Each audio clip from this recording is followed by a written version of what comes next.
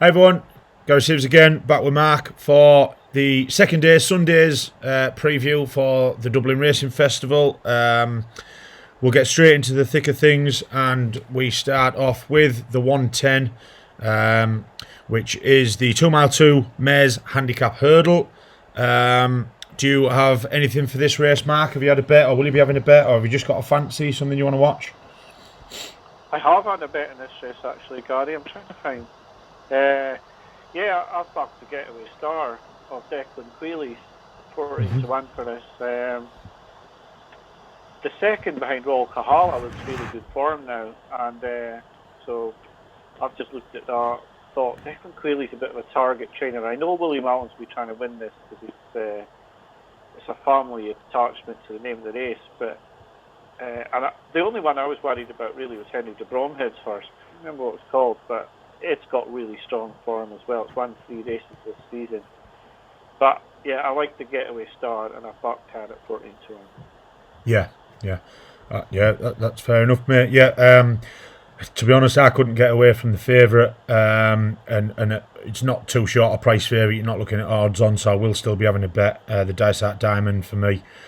Course and distance win on Boxing Day. Did jump a bit novicey, but it had it all to do to out. To be honest, looked beaten at the rear of the field. Made swift ground before 2 out, and then absolutely winged the last and powered on from there. I just think with slightly better jumping, this horse could be something really, really special. My selection for this one is Dysart Diamond. Like you brought up there, I think it's a race that Willie Mullins would obviously really like to win, and has fired a couple of bullets at for that. Straight on to the 140, which is the Spring Juvenile hurdle over 2 miles. A very, very interesting race here. Might have seen on Twitter, I posted up that I've been trying to get my head around for a week what Gordon Elliott's actually going to do with all these juveniles, because he has got some stable of juveniles at the minute. Now, if Quilixilos lives up to the hype and the expectations here and comes out and romps home, which he might not, I was wondering whether he'd actually fire a bullet at the Supreme with a juvenile. It's not something that's done very regularly. I know I don't think a juvenile through the years I looked, which was about the last 10 or 12 years, has ever won it or placed, I don't think. But yeah, it's what he's going to do with them all, I don't know, and we'll see how Quilixilos gets on here. And behind him, we've obviously got a few Willie Mullins runners in Humdor, Hadar and St Sam. The latter two I can't see being good enough, but I think it boils down probably to the front 2 or 3 in the betting, but I don't think I'll be having a bet in the race, but it'd be interesting. You? I won't be having a bet in this. I looked at Quilixios and thought, he was good prices earlier in the week, because I think everyone seemed to know that Zana here wasn't going to run.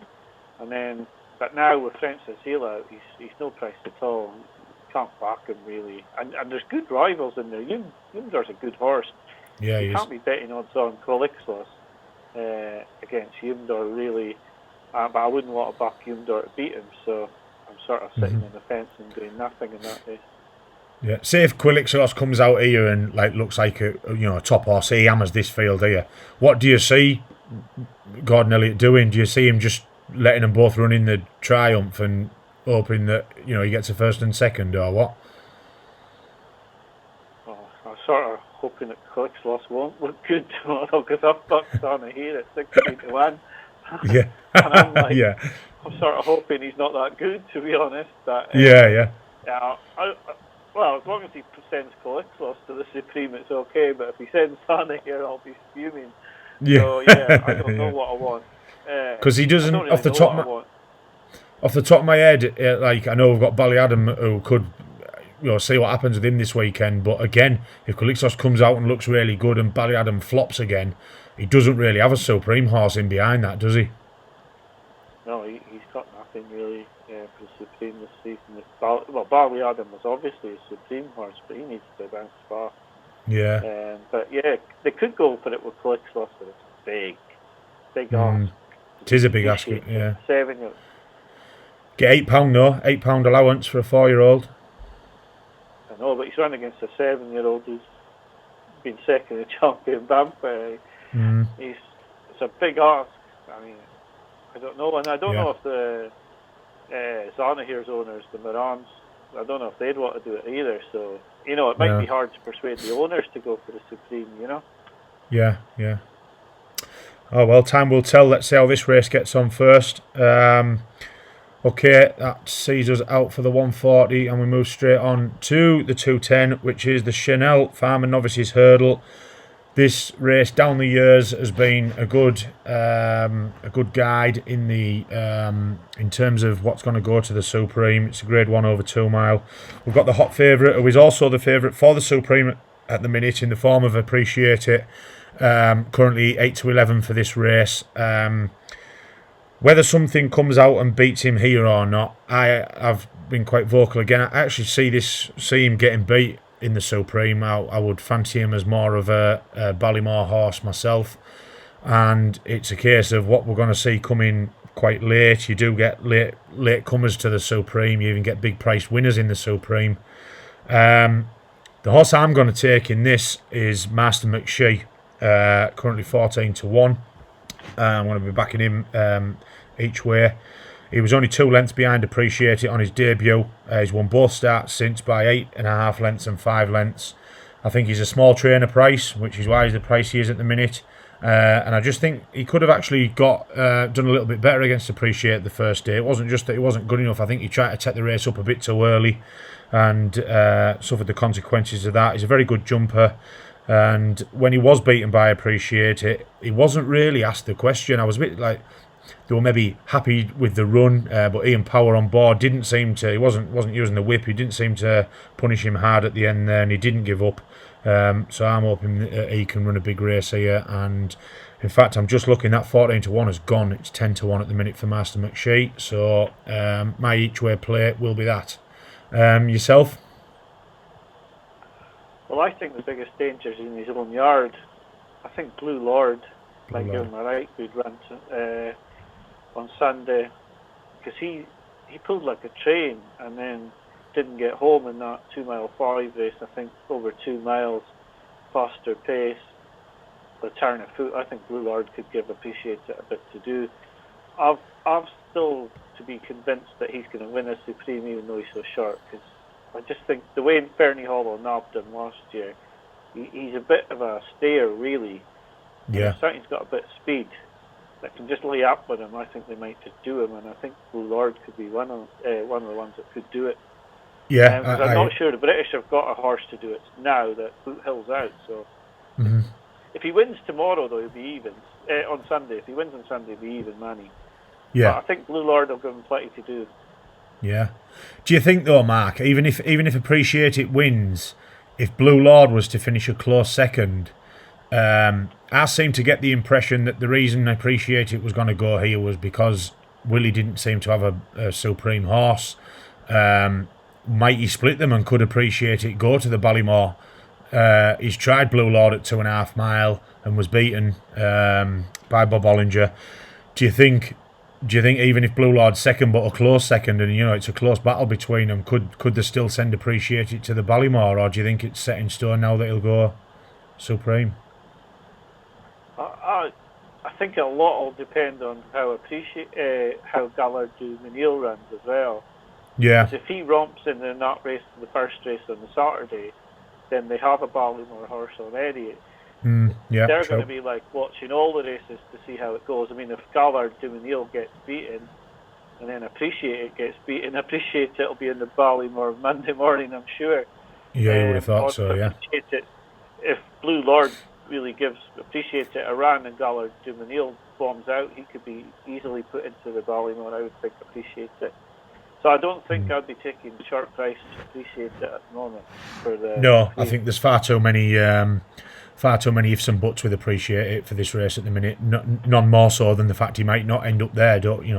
Punters don't want to be banking on the fact he's gonna end up in the Supreme, because there's a few more twists and turns to come yet. And like I said, if I can quickly bring it up while we're on the race, that I've mentioned it in previous videos that we've done, but the record for the favourites in the Supreme is pretty poor. Here it is here. We've got a lot of like near the top but not quite favourite. So I think the third favourite's the most regular to have won this. There's a lot of third favourites, but then down there you've got 25 to 1 shots in there and all sorts, 12 to 1 shots in the last 10 years, 10 to 1s.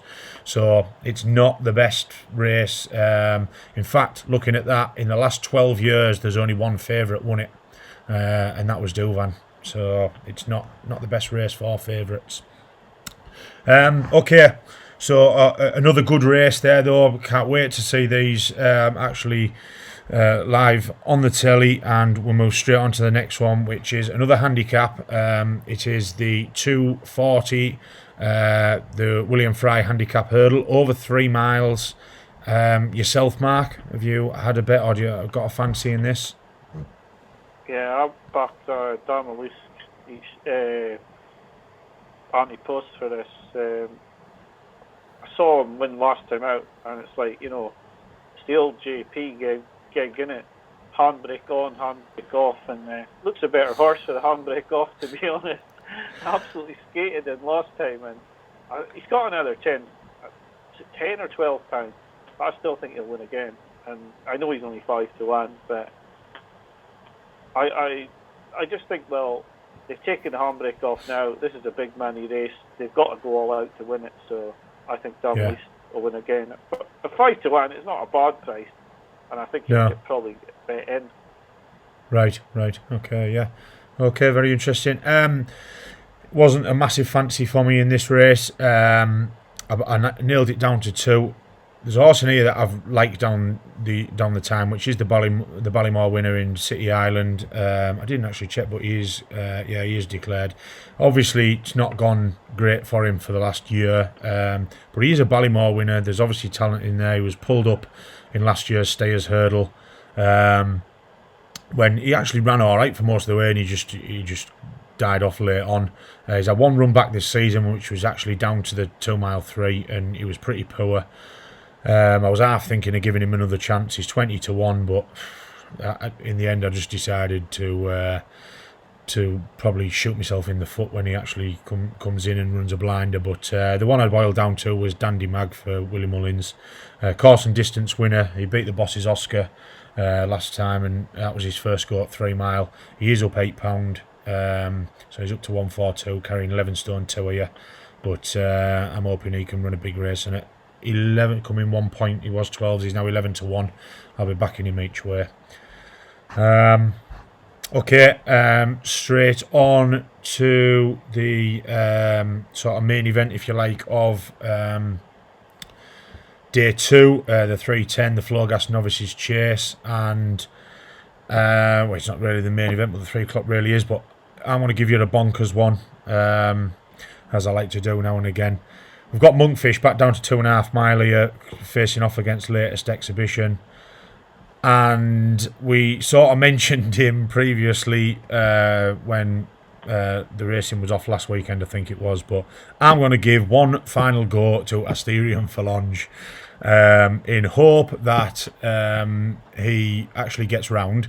Now, I heard Rory Delaghi say something rather interesting yesterday, which he actually believes that although he jumps very, very right-handed, he actually believes that Asterion Falange is going to be better going left-handed. He said, yes, he jumps right-handed, but his runs on right-handed tracks seem to be pretty poor. It might be the case, it might not be. So we'll see how he gets on. He could come down at the first and tipple over again. But like we said the last time, if he gets round and can sort this jumping out, he has got some serious engine in him. And Monkfish and Latest Exhibition probably want him further. I like keeping an eye on Phil's Dairies here, because I think that could be a handicap horse going forward that I'm going to keep an eye on, but won't win this. But I'm going to be backing. Like I say, he's currently best price 14 to 1. I'm probably not even going to go each way. I'm probably just going to back him to win, because he's probably either going to win or fall. So it's probably not worth taking the each way. But yeah, I might look silly when he drops at the first, but that's where I am, mate. Yourself? I'm surprised Willie Mountains has put a steering for Bronze in the race with his horse as good as Mountain Fish, in case he takes him out like he did last season to stable, mate. I certainly wouldn't be putting Mountain Fish on the outside of him at any point, if I was Paul Townend. I wonder what Patrick Mullins thought when Paul Townend was like, "Yeah, I'll go on Mountain Fish, thanks very much." Oh no! No, I'm going to have to ride that natter. I think Mountain Fish is really good. He just looked special, so I couldn't go away from him. But yeah, I mean, I'd love to see him get a real hard race in this. But I'm sure Latest Exhibition will put it up to him as well, because he won at this meeting last year. He won the first race here last year. I think Mountain Fish will he's a bit like Canny Sackle. I think he just gets it done most of the time, and I think he will this time as well. Yeah. I mean, say Latest Exhibition and him have had a couple of good races, obviously at the festival and then at this track back in December. Obviously a bit shorter distance here, could tell a different story, you don't know, but we will see how it goes.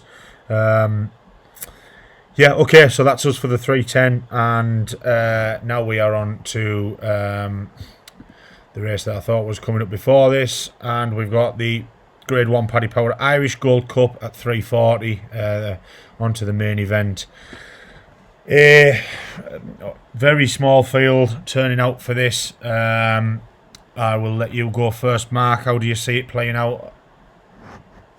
Oh, I know you're going to tip Kemboy, so I'm going to tip Manila Indo, because I really like this horse, and I was so disappointed when he fell last time out. He's got to get his act together this time. He's got to win this race, because if he's going to be a prospective Gold Cup winner, he's got to win this. He has to win this. And after falling last time out, he's not beaten anything this season yet, so he's going to have to come out and win this. I think he can, and I'd like to see the Bromhead go to the Gold Cup with two good chances. So I hope Manila Indo wins, and I think he will win. Yeah, okay. It really was, even for somebody who's like myself, not a Manila Indo fan, you don't want to see him fall. I'm not a fan based on the fact that I don't think he's good enough, so when a horse does fall like that, you do feel like you've been robbed out of seeing a good race. Everybody knows that if there's a trainer to get a horse back to jumping at the very best, Henry de Bromhead's right up there, and he'll probably come out and run his race this time, and it'll just be a case of how good he is in this hot little field, to be honest. Every one of them, even you've got obviously 4 of them at under 5-1, and then you've got the Storyteller at 16-1.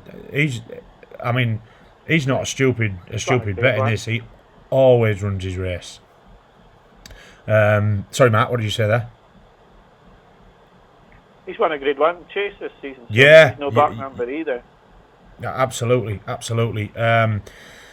You're right. I say based on how he ran the last time, I think Kemboy will probably be my bet.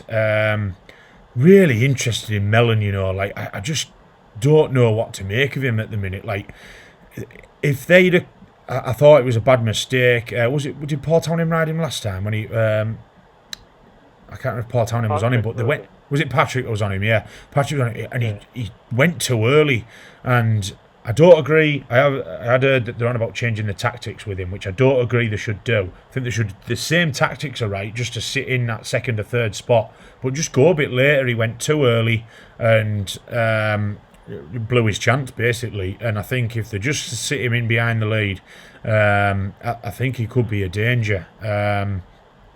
But to be honest, although I'm not a Manila Indo fan, I like this race. I really like it for a small field. And to be honest, would not surprise me one bit if at 16-1 if the Storyteller even popped up and won. He's had 31 runs, and in them 31 runs he's been first or second 21 times. And one season, I can't remember which season it was. I think it was his novice chase. No, it was his first season in open company.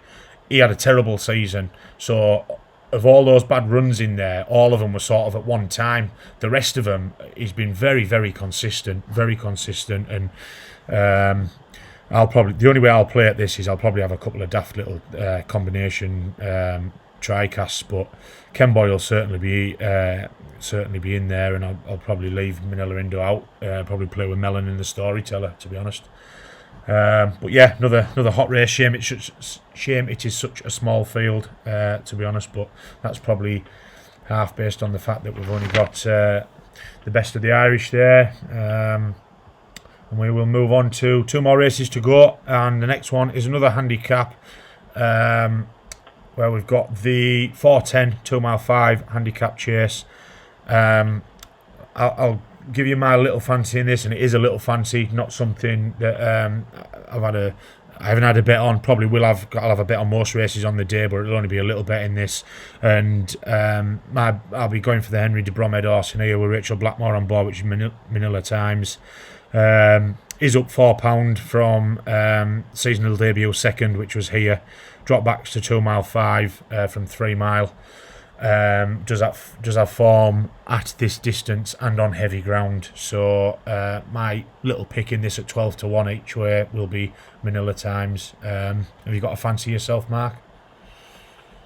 I don't have nothing in this, God. No. I will be sitting laughing at Chosen Mate not trying again.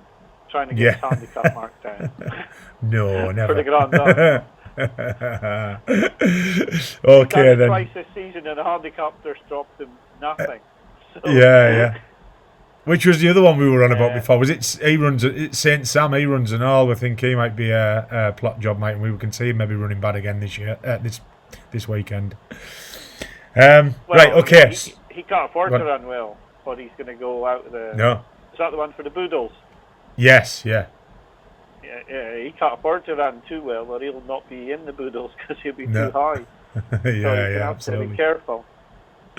So anyone who's thinking of backing him this weekend, be very careful. Okay, on to the last race of the day, which is the Mares Bumper, and we have got a very good race here. We've got a decent sized field, and we've got obviously William Mullins heading the market with Brandy Love, who I stupidly took for the Mares Novice Hurdle, and is going to scupper some bets that I took there before I had to change my mind when I realised she wasn't actually going to go over hurdles. But yeah, she heads the market, and there's some decent sorts in behind. But I think she's probably going to struggle to get her beat based on what the feelings are coming out of the yard. I don't really have much of a play myself, mate, but if I was to take a stab, I'd probably go for the Gordon Elliott Party Central, Jamie Codd on board, probably more for the combination than anything else. 14-1 each way, hasn't done too much wrong, did get beat the last day at, can't remember where it was at, but yeah, came second. Navan, that's where it was. It's just come up from there. So I'd probably take an each-way punt on that. Have you got a bet or a fancy? No, these races where they all won 6 lengths last time out, and it's hard to decipher which is the best. And even if you can find, probably is going to be Brandy 11. Scotch is going to be 6-4 or something like that. So no, I've got no bet in this race at all. Yeah. Okay, mate. So obviously we're looking back on all the races that we have spoke about. What would sort of be your main fancy, Mark, for the weekend? I know your main one's probably, judging by what you've said, I would be right in thinking it's not actually at the Dublin Racing Festival. But if you had a main fancy at the festival as well, what would you be going for?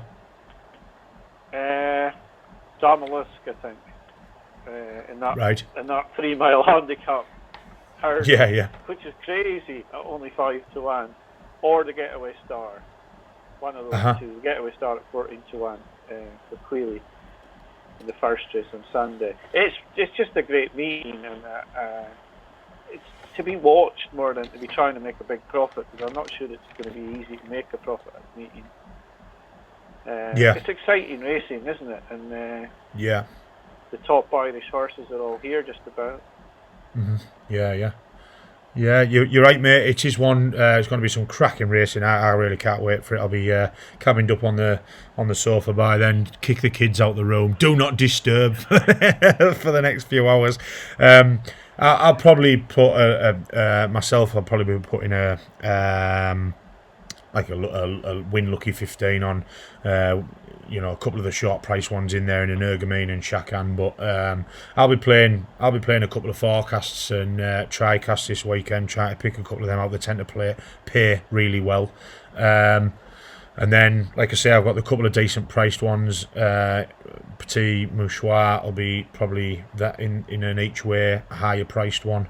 But like you said there, really it's more about watching the racing and notes for Cheltenham. And I'm sure over the next week or so there'll be quite a few of my remaining races I've got yet to pick anything out for the anti-post portfolio will be filled. So yeah, okay.